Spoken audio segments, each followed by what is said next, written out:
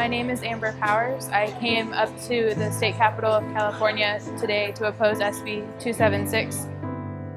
When I was 21 years old, I was pregnant with twins, and I was bullied by 4 doctors, a social worker, and 2 nurses until I was in tears before refusing the Tdap and the flu shot. I had just had my 20-week anatomy scan, and both of my twins were doing perfectly. They were growing, they had strong heartbeats, and everything looked promising. And then I was bullied into receiving these 2 vaccines that have never been tested for safety in general, but safety in pregnant women especially. And when I raised that concern, the doctors told me that that was junk science. And so I was bullied for over 4 hours until I finally caved. Within 6 hours of receiving both vaccines, my water had broken and I was in labor at 20 weeks and 2 days, pregnant.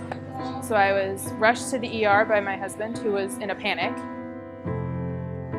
And they did an ultrasound and determined that brain death had taken place.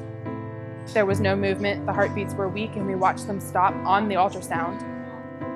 And I delivered both of my twins, Jubilee and Levi, at 20 weeks, 2 days, stillborn, because of the Tdap and the flu shot.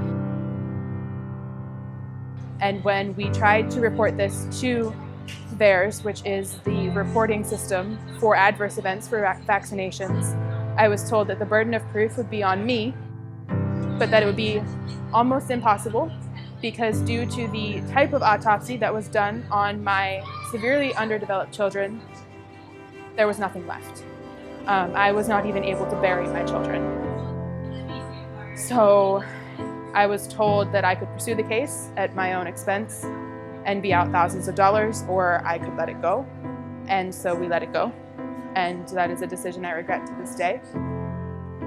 I came to the Capitol today to beg parents to not make my mistakes, to not comply if this bill passes, to do the research and to stick to their guns, because their children deserve so much better than these companies that are just out for money.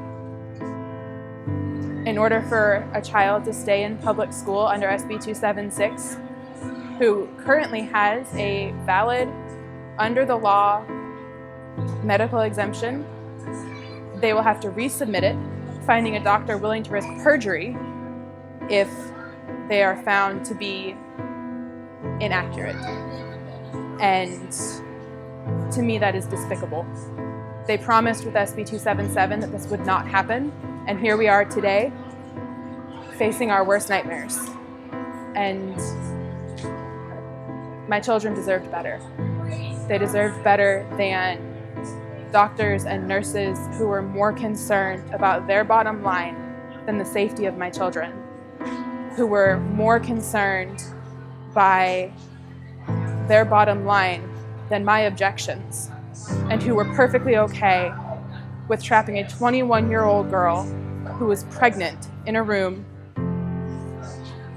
and bringing her to the point of being in tears, threatening to have Child Protective Services take her children away as soon as they were born for being a negligent parent, for refusing a vaccine that had never been safety tested. And that's unacceptable. And so I came today to share my story and to beg these parents to not make my mistakes.